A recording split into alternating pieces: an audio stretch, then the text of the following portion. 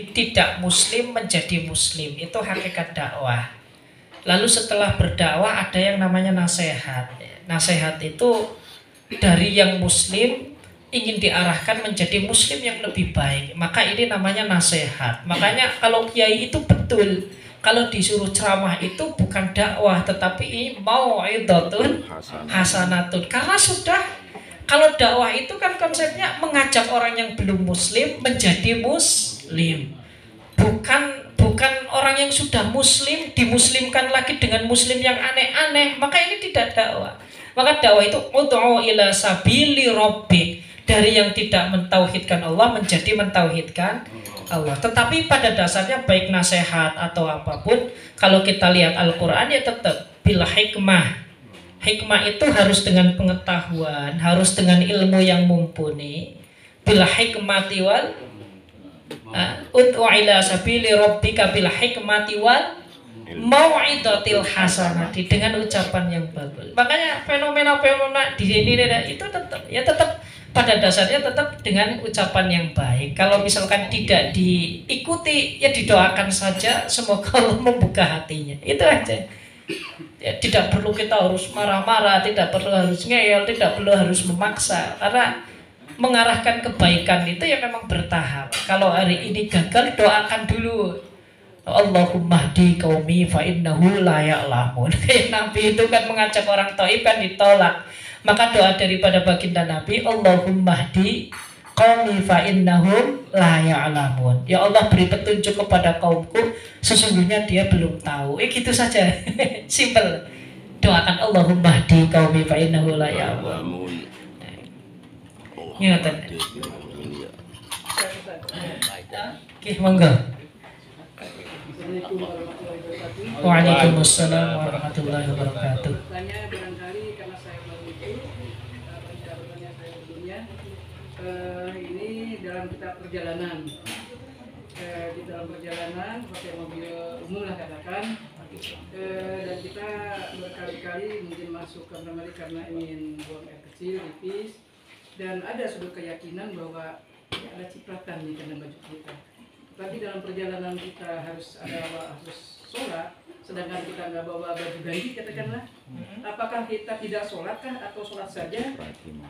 Begitu pertanyaan saya, apakah kita sholat dengan kita yakin bahwa tadi kecipratan majis apa gitu kan? Atau kita lewat saja menunggu sampai nanti di tempat, udah sampai di tempat baru kita sholat sehingga ketinggalan waktu sholatnya? Iya. Jadi itu namanya faqidut tahuren. Kalau di dalam teori fikih itu adalah faqidut tahuren. Faqidut tahuren itu bukan tidak diartikan karena dia memang tidak bisa berwudu dan tidak bisa bertayamum saja, tetapi diantaranya adalah bisa wudu dan bisa bertayamum, tapi ternyata faktor pendukung untuk kesahan sholat itu tidak sempurna.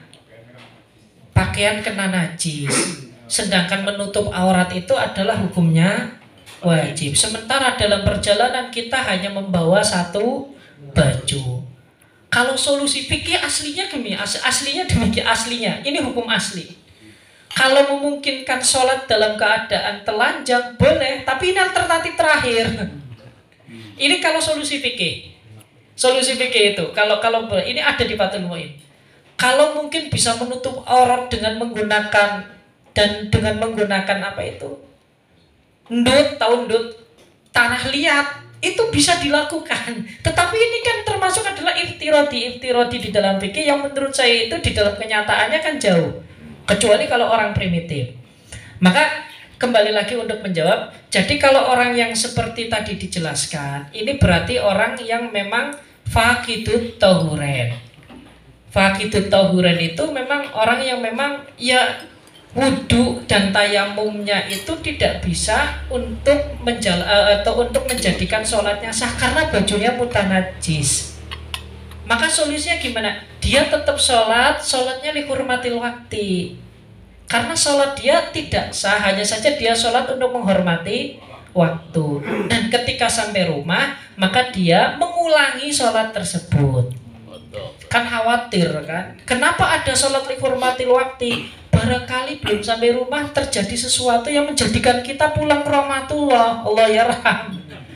Tapi kalau sudah sholat lihurmatil waktu itu tetap artinya kewajiban kita belum gugur, hanya saja kita sudah punya komitmen ingin mengulangi ibadah tersebut. Ini khusus yang bagi faqidut tauhurin. Kalau yakin, ya kalau yakin tadi. Tetapi kalau kayak ngitah, ya kecetesan. Kalau baru perkayungannya pakai kaidah yang tadi.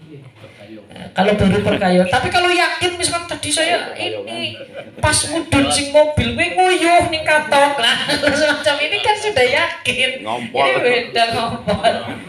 Tapi kalau tadi ke kamar mandi ya kayak ini baru perkayungan nggih. Ya senyum orang kerasa nguyuh ini. Saya juga tidak merasa kencing di celana dan juga ketika saya kencing ya wajar kayaknya ya tidak sampai ke celana ya. Kalau ini kan namanya doholib ini ya. Dilengken. Ya. Bedakan ketika yang mikir mudun sing mobil ya nguyuh ning katok orang bisa nahan. Nah ini sudah yakin. Tetapi kalau tadi saya ke kamar mandi, ya saya kencingnya ya jelas saya kencing sambil jongkok atau sambil berdiri, celana ya saya cincing ini. Tapi ya tidak yakin betul. Kalau yakin itu benar-benar itu ya tadi. Tapi kalau baru perkayungan maka bisa memakai kaidah yang ini. Nah, nggih pakai don kalau masih don itu ya, perkayungan kuat itu ya bisa pakai kaidah ini. Perkayungan perkiraan. Kayong Kita kesempatan nggih.